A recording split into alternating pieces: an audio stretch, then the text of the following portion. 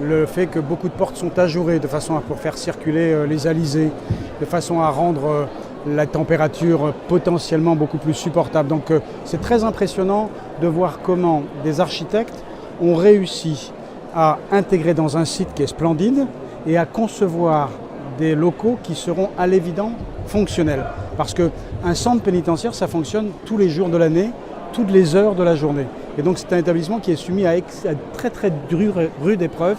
Je pense que celui-ci va très bien résister au temps. Il est très symbolique de ce que je voudrais que soit l'administration pénitentiaire. C'est différent de ce que j'ai déjà vu, c'est parmi les mieux conçus.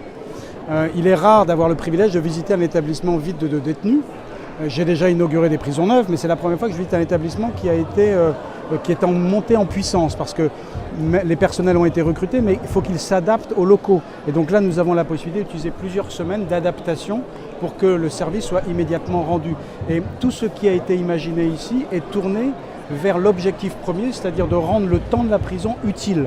Parce que ce temps, il n'est pas la fin de quelque chose. Ce n'est pas simplement une sanction, c'est bien sûr une sanction, mais c'est surtout demain un nouveau départ. Quand on choisit de servir dans l'administration pénitentiaire, on ne choisit pas d'être agressé, stigmatisé ou violenté.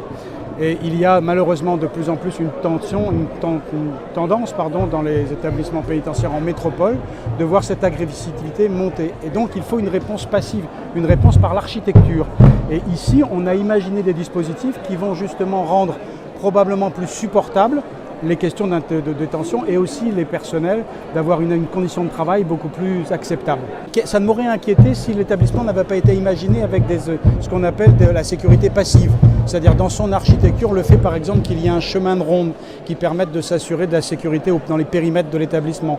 Le fait d'avoir un certain nombre de balises de déclenchement s'il y a des personnels ou des détenus qui tentent d'évasion. Il y a même des câbles qui sont enterrés qui font que si quelqu'un passe, il y a un poids qui immédiatement génère des dispositifs d'alerte. Donc parce que ces établissements ont été conçus pour garantir la protection, on n'est pas obligé d'avoir les miradors qui sont en réalité assez éloignés du quotidien. Puisque qu'est-ce que fait le surveillant qui est dans un mirador? Il observe, mais ça ne dissuade pas. Ici, tout est basé vers la dissuasion et c'est évidemment beaucoup plus intelligent. C'est un établissement qui accueille les personnes condamnées. Et elle faisait référence à ce qu'elle avait vu à Noutania, dans lequel il n'y a pas que des personnes condamnées. Il y a aujourd'hui 14 femmes qui sont incarcérées à Noutania, 2 simplement sont condamnées. Et donc il aurait fallu accepter l'idée que l'on crée un espace pour 2 personnes. Imaginez ce que cela veut dire de vivre qu'avec 2 personnes 24 heures sur 24, 365 jours par an. Je ne crois pas pertinent. Je pense qu'il faut demain que dans l'agrandissement de Noutania, nous intégrions un quartier femmes comme un quartier mineur. Mais à ce stade des besoins de la Polynésie, ça ne justifiait pas d'avoir un quartier femmes dans ce centre de détention qui, je le rappelle, est destiné aux condamnés. Ces 30 millions d'euros qui ont été budgétés parce qu'il n'est pas question de fermer l'établissement de Noutania puisque nous avons des besoins qui sont au-delà des 410 places qui sont ceux du centre de Tatoutou.